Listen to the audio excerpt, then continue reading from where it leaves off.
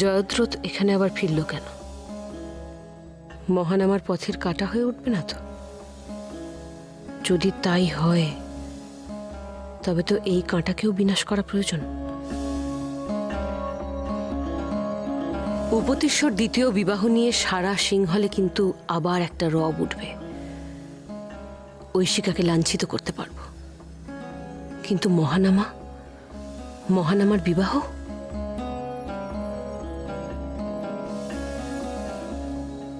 উপতিশ্বর জ্ঞান ফিরে এলো। সারা দেশ জুড়ে উপতিশ্বর মানুষের সহানুভূতি পেল, কিন্তু এর পরের বার আর সে সুযোগ দেওয়া যাবে না।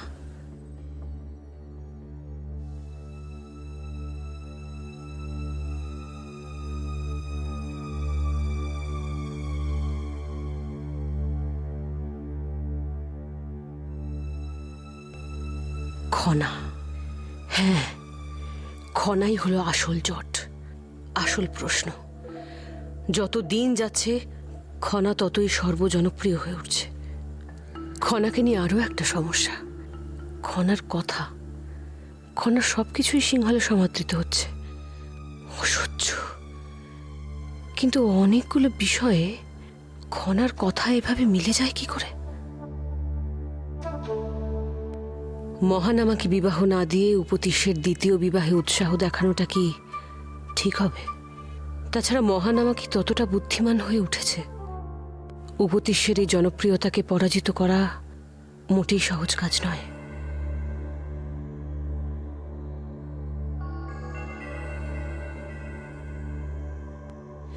এই দায়িত্ববোধ তৈরি না হলে মহানামার রাজা হওয়া মুশকিল। সব দিক থেকে জনপ্রিয় হয়ে উঠতে হবে মহানামাকেও।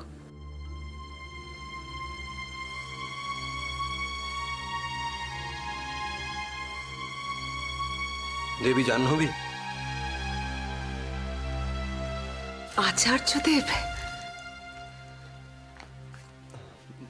মঙ্গল হোক। আপনাকে দেখে অত্যন্ত মানসিক শান্তি হয়। উপতিষ্য নিশ্চয়ই এবার সম্পূর্ণ সুস্থ হয়ে উঠবে আপনার আশীর্বাদে। আমিও তাই আশা করি। সর্বদাই তো উপতিষ্যের দ্রুত আরোগ্য কামনা করি। কি ব্যাপার, আপনাকে চিন্তিত দেখাচ্ছে? শুধু চিন্তিত নয় আচার্যদেব, শঙ্কিতও বটে। কেন? উপতিষ্যের ওপর আক্রমণ, খনার ভবিষ্যৎ, সবকিছুই যেন দুশ্চিন্তাকে বাড়িয়ে তুলছে। খনা থাকতে উপতিষ্যকে নিয়ে দুশ্চিন্তার কোনো কারণ নেই দেবী জাহ্নবী। খনার উপস্থিতি উপতিষ্যের সব সমস্যা দূর করে দেবে। কিন্তু উপতিষ্যের একমাত্র সন্তান খনা, তাহলে এরপর রাজ্য শাসনের প্রশ্নে। আমি আপনার কথা বুঝতে পারছি। আমি শুধু এটুকু বলতে পারি, খনার মধ্যে যা গুণ দেখা যাচ্ছে তা রাজ্য শাসন সহ সব দিক থেকেই যথেষ্ট। কিন্তু এটুকুই তো যথেষ্ট নয়। মন্ত্রীরা চাইছেন উপতিষ্য পুনর্বার বিবাহ করেন। পুত্র সন্তান লাভ না করলে ভবিষ্যতে রাজ্য পরিচালনার কি হবে? এ সম্পর্কে আপনার কি মত?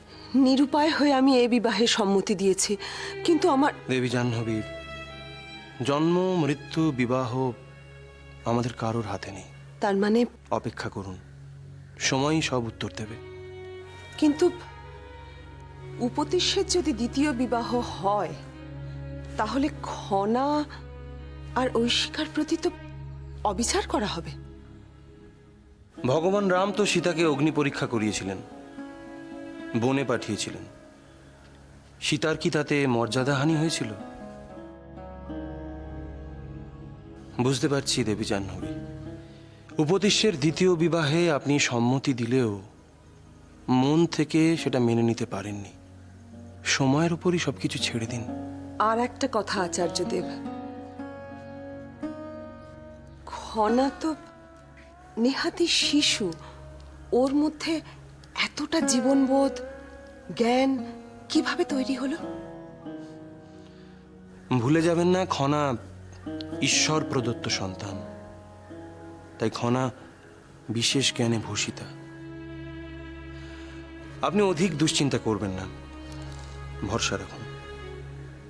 আর উপদেশের দ্বিতীয় বিবাহের ব্যাপারে সিদ্ধান্তটাও নিজেরই নেওয়া উচিত, অন্য কারোর কথায় নয়, সম্পূর্ণ নিজের সিদ্ধান্ত।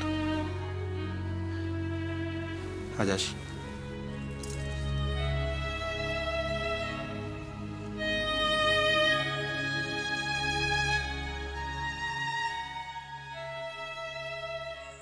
মহারাজের দ্বিতীয় বিবাহে আপনি নাকি বাকি মন্ত্রীদের অনুরোধে উদ্যোগী হয়েছে।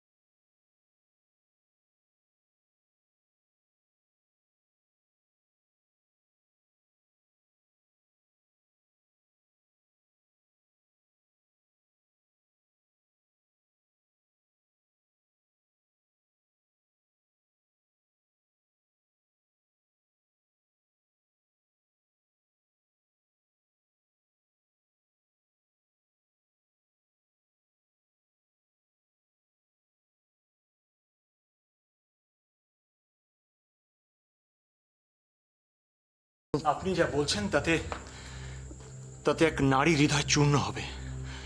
আপনি একবারও সে কথা ভাববেন না। জয়দ্রথ, আমি অবাক হয়ে যাচ্ছি। পদমর্যাদায় তুমি একজন উপপ্রধানমন্ত্রী, তোমার মধ্যে তো ব্যক্তিগত সম্পর্কের বাঁধন থাকা উচিত না। নিরপেক্ষভাবে বিচার করো জয়দ্রথ, দাদা হিসেবে নয়। এ সিদ্ধান্ত গ্রহণ করা হয়েছে রাজ্যের কল্যাণে এবং দেবী জাহ্নবী তাতে মত দিয়েছেন। অতএব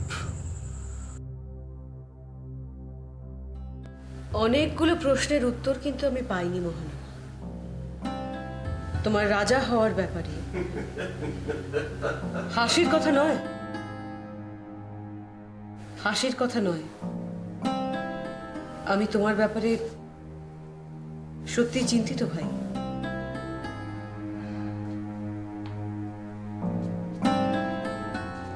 দিদি, যা দেখতে পাচ্ছি তাতে মনে হচ্ছে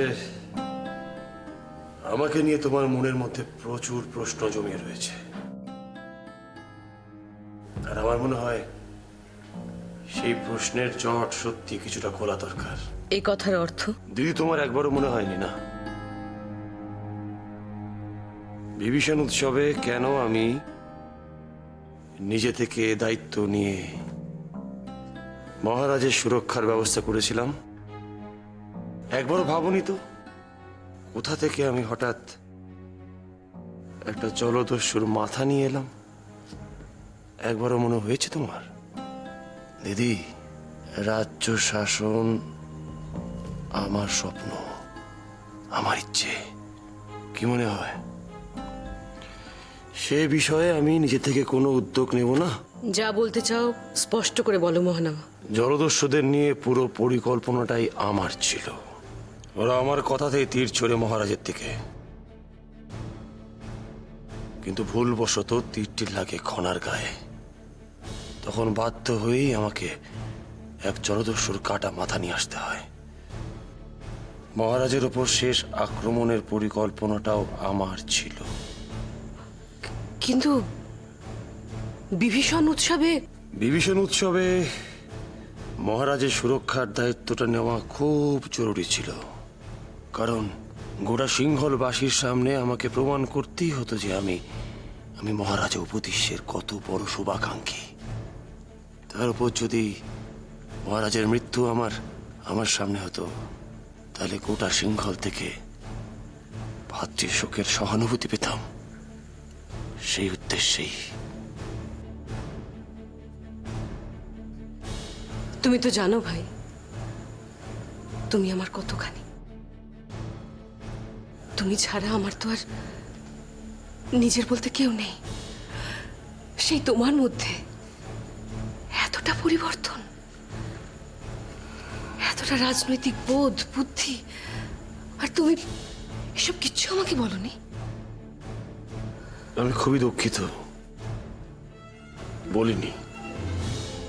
হ্যাঁ, সবকিছু পরিকল্পনা অনুযায়ী আমি চালাতে পারিনি, ঠিক, কিন্তু অচিরেই আমি সমস্ত পরিকল্পনাকে সার্থক করে তুলব। যাক, অন্তত একটা দুশ্চিন্তা দূর হলো মহানামা। তুমি অনেক বড় হয়ে গেছো, পারবে, তুমিই পারবে, তুমিই পারবে তোমার বুদ্ধি দিয়ে মহারাজ উপতিষ্যের সমস্ত জনপ্রিয়তাকে নিজের দিকে টেনে নিতে। হ্যাঁ ভাই, হ্যাঁ। সিংহলের সিংহাসন তোমার জন্য অপেক্ষা করছে মহানামা।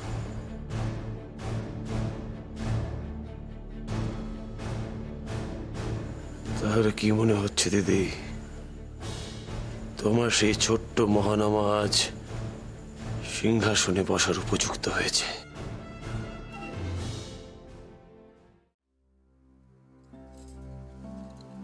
কল্যাণ হোক, আয়ুষ্মান। কেমন আছো রাজিমা? ভালো। তুমি কিছু মনে করো না, তোমার সঙ্গে দেখা করতে পারিনি বলে। আসলে সিংহলে ফিরে আসার পর থেকেই এত সমস্যার সম্মুখীন হচ্ছি যে সেই ছোট্ট মেয়েটা যে ছোট্ট ছোট্ট পায়ে দাপাদাপি করে বেড়াতো, আদো আদো কথা বলতো, সে এখন এমন ঘোর সংসারী হয়ে গেছে। তোমার ছোট্ট পুত্র, তার কি খবর? ভালো আছে। জানো রাজিমা, আমি খুব স্বস্তি পাচ্ছি দাদা সুস্থ হয়ে উঠছে বলে। খুব ভালো লাগছে দাদার পুনর্বিবাহের কথা শুনে। এই রকম একটা বিষয় জ্যোতিষবিদ জানলেন কি করে? না, সত্যি ভাবতে অদ্ভুত লাগছে। আপনি আমায় ডেকেছেন রাজকুমার?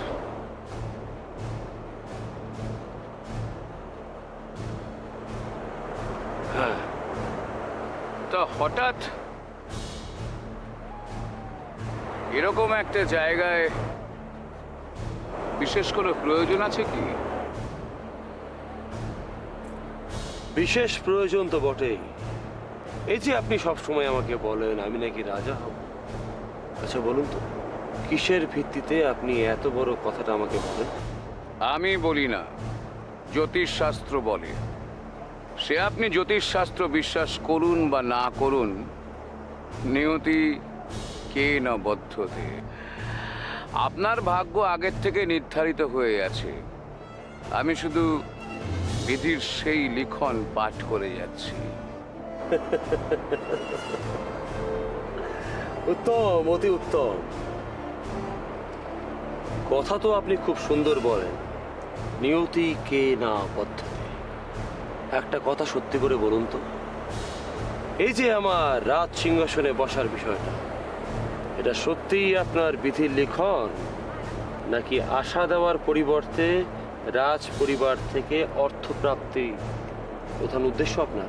হ্যাঁ দেখুন রাজকুমার, আমি আপনাকে যতদূর চিনি এটা আপনার প্রশ্ন নয়।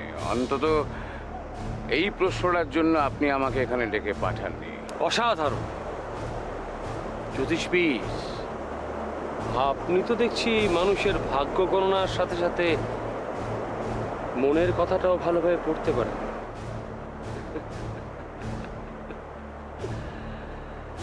আপনি ঠিকই ধরেছেন, একটি বিশেষ কারণে আমি আপনাকে ডেকে পাঠিয়েছি। আপনি তো জ্যোতিষবিদ, তাহলে আপনি গণনা করে বলুন আমি যে কি উদ্দেশ্যে আপনাকে ডেকে পাঠিয়েছি। কি জানতে চান বলুন? আপনার প্রেয়সীর কথা, অর্থাৎ আপনার ভালোবাসার বিশেষ সেই নারীটির কথা, নাকি রাজৌধি আপনার বিবাহ নিয়ে যে বিশেষ প্রস্তুতি নিয়েছে তাতে আপনার কোনো আপত্তি আছে? আমি খুবই আনন্দিত আপনি যে অযথা ভনিতা না করে সরাসরি মূল প্রসঙ্গে চলে এসেছেন সেই জন্য আমি সত্যি খুব খুশি। রাজিমা, আপনি কি করে এই বিষয়টাকে সমর্থন করছেন আমার তো এখনো বিশ্বাস হচ্ছে না। আপনি তো সর্বদা দিদির হয়ে কথা বলতেন, কত ভালোবাসতেন দিদিকে আপনি। প্রধানমন্ত্রী মশাই একটু আগে আমাকে বললেন যে আপনি নাকি স্বয়ং এই বিবাহে অনুমতি দিয়েছেন। তাহলে সত্যি কি এই প্রাসাদে আমার দিদির জন্য কেউ ভাবে না? এসব কি বলছেন কি আপনি? রাজিমা, তুমি ওর কথায় কিছু মনে করো না। আচ্ছা, আপনি তো আমার দাদার একজন হিতাকাঙ্ক্ষী। আপনি কি চান না যে আমার দাদার একজন উত্তরাধিকারী আসুক, যেখানে আমার দাদা একজন পুত্র সন্তানকে পৃথিবীতে আনার পরিবর্তে কেন একজন কন্যা সন্তানকে নিয়ে তৃপ্ত থাকবে? যশোধরা, এত কথা বলার আগে একটা কথা মনে রেখো, আমার দিদির মতো তোমারও একই পরিস্থিতি হতে পারতো যদি তুমি পুত্র সন্তানের জন্মদান না করতে। জয়দ্রথ, আমি তোমার কথা বুঝতে পারছি। তোমার দিদির প্রতি আমার আমার পূর্ণ সহানুভূতি আছে, কিন্তু এ কথা তোমাকে মানতেই হবে যে আমরা আমরা সকলেই এই পরিস্থিতির শিকার। জয়দ্রথ, এটা পুরুষতান্ত্রিক সমাজ। পিতার উত্তরাধিকার একমাত্র তার পুত্রই হয়, এবং সেই পুত্র লাভের জন্যে একজন পুরুষ একাধিকবার বিবাহ করতে পারে। জয়দ্রথ, তোমার কি মনে হয় আমার আর কোনো উপায় ছিল সম্মত হওয়া ছাড়া? কিন্তু রাজিমা, জয়দ্রথ, আমার অনুমতি দেওয়া না দেওয়ার উপরে কিছু কি নির্ভর করে? যেহেতু আমি এই পরিবারের জ্যেষ্ঠা, সেই জন্যে প্রধানমন্ত্রী মশাই আমার অনুমতি নিতে এসেছিলেন। জয়দ্রথ, আমিও দুজন কন্যা সন্তানের মা। তুমি নিশ্চয়ই খুব ভালো করে জানো যে আমি ঐশিকাকে আমার আমার নিজের কন্যাদের মতো ভালোবাসি। শোনো শোনো, কোনো একটা কাজে বাধা দিতে গেলে তাহলে উচিত অন্য একটা উপায় খুঁজে বের করে দেওয়া। কিন্তু সত্যিই কি কোনো উপায় আছে যা থেকে আমরা উপতিষ্যের আরেকজন উত্তরাধিকারী পেতে পারি? দেখেছেন তো, আমি ঠিকই বলেছি। রাজিমাও আমাকেই সমর্থন করছেন। তুমি কি একটু চুপ করবে? দেখো, নিজেদের মধ্যে রাগারাগি করে কোনো সিদ্ধান্তে আসতে পারবো না। যশোধারা, তুমি হয়তো এই বিষয়টা সঠিক বুঝতে পারছো না। ঐশিকা তার জীবনের ভয়াবহ সময়ের মধ্যে চলেছে। এ সময় তো দুর্বল হলে চলবে না, আমাদের মনোবল যোগাতে হবে ওকে। যশোধারা, এই সময় ঐশিকার কানে এই খবরটা না তোলাই ভালো, কেমন? আপনি শুধু রাজৌদিকে বলবেন আমার বিবাহ যোগ আসতে বিলম্ব আছে, আর আপনার ভবিষ্যৎবাণী অনুযায়ী সিংহলের ভবিষ্যৎ রাজা আমি। সুতরাং আমার সঙ্গে থাকলে আপনার কতটা সুবিধা হবে। থাক রাজকুমার, আমি জানি কার সঙ্গে কোথায় কতটা থাকা দরকার। তবে আমার ভাবতে ভালো লাগছে যে আমি আপনার আস্থা অর্জন করতে পেরেছি।